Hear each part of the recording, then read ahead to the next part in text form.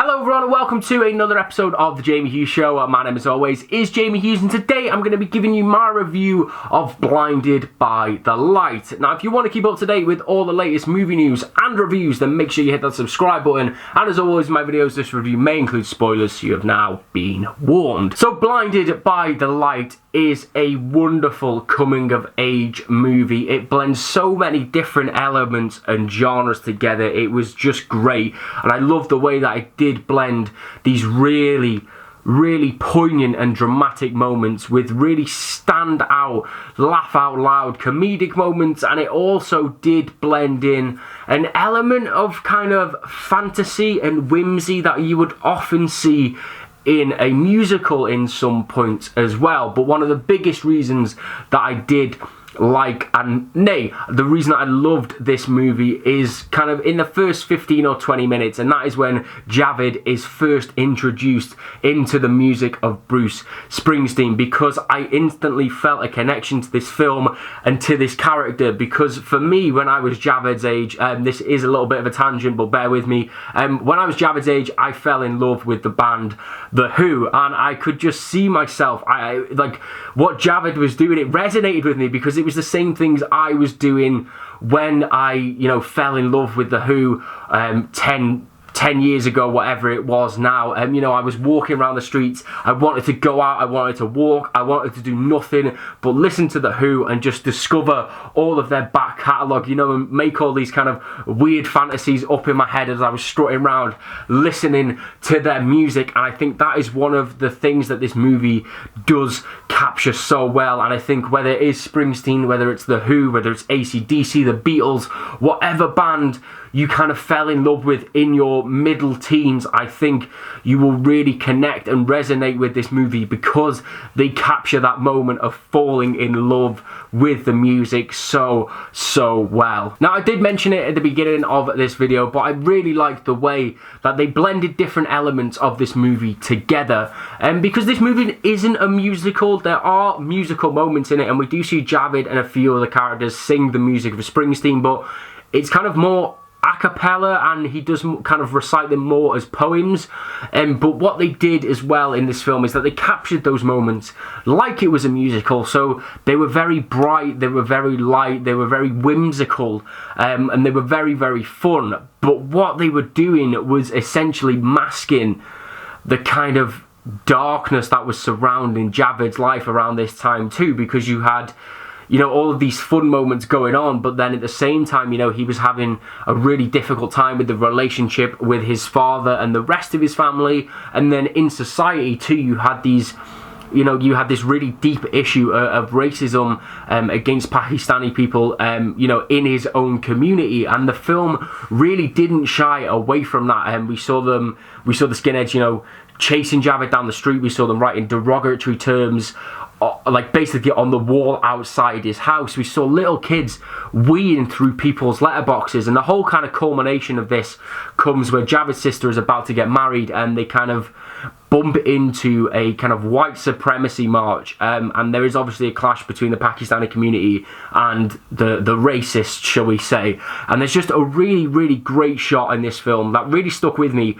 It's kind of Javid's father on the floor, and he's looking up, and there's like a billboard of Margaret Thatcher, and there's a slogan, and I really wish I could remember what the slogan said, but it just felt so real. It felt really real, that scene, and it felt like it was, this film is set in the 1980s, 30 years ago now, but it felt like such a reflection on today's society. And I wish I could kind of sum this up really nicely, but I can't. But I thought that the way that they did that was so powerful, and that scene really stuck with me. And I commend the filmmakers for, really kind of not taking a risk, but really showing a really different balance of this film, having those really fun, whimsical, light moments, but at the same time not being afraid to shy away from such a hard-hitting issue. And I think the way that they crafted those moments were absolutely excellent. I really applaud them for that. There are some really powerful performances in Blinded by the Light 2, and two of my favourites come from Volvik Kalra and Gurinder. And I really hope I'm pronouncing those names correctly. I apologise in advance if I haven't, but they play Javed and Javed's dad Malik respectively, and those two were two of my favourite characters, two of my favourite performances, because the kind of relationship and the chemistry they had on screen was so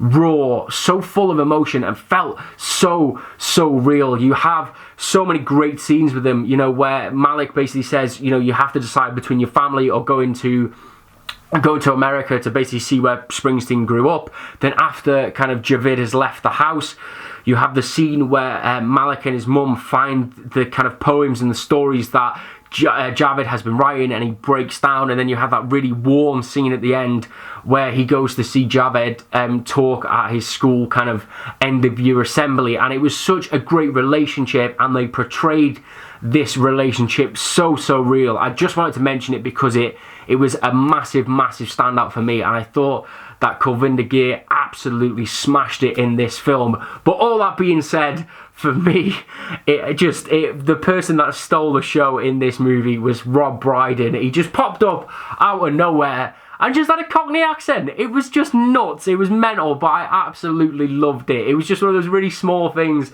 that I saw, and it just made me smile, so I wanted to mention it. And as I've said, Blinded by the Light is a stellar film, but I do have just a couple of issues with it, and one of them being is that when we have these kind of fantasy scenes with Javed kind of walking around, you know, and he's listening to Springsteen's music, we often got the lyrics being popped up on screen and flashing on screen, and for me, they just didn't really work personally for me.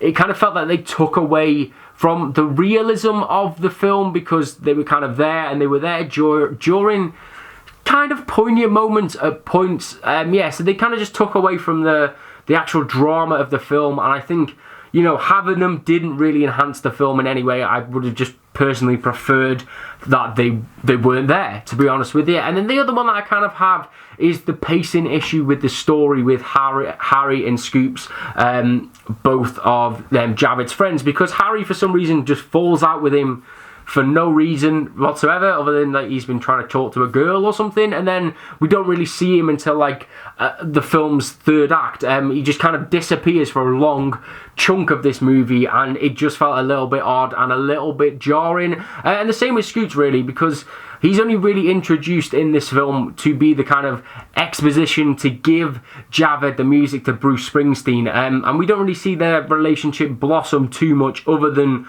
this Springsteen bubble, but we see them go to America together, and we don't really get a lot of development, and that was kind of a little bit of an issue for me, considering at the end of the film, when it showed like real life moments between Javed and Springsteen, it showed that he was still friends with Scoots all of these years later, so I felt that they could have developed that relationship a little bit more on screen. But other than that, this film is brilliant. It is just a real feel-good movie, and I really suggest that you guys go out and see it. But if you guys have seen Blinded by the Light, let me know what you thought about it, as always, down in those comments below. And if you did enjoy this video and you want to keep up to date with all the latest movie news and reviews, then make sure you hit that subscribe button, and I will see you in the very next episode of The Jamie Hughes Show. Ta-ra!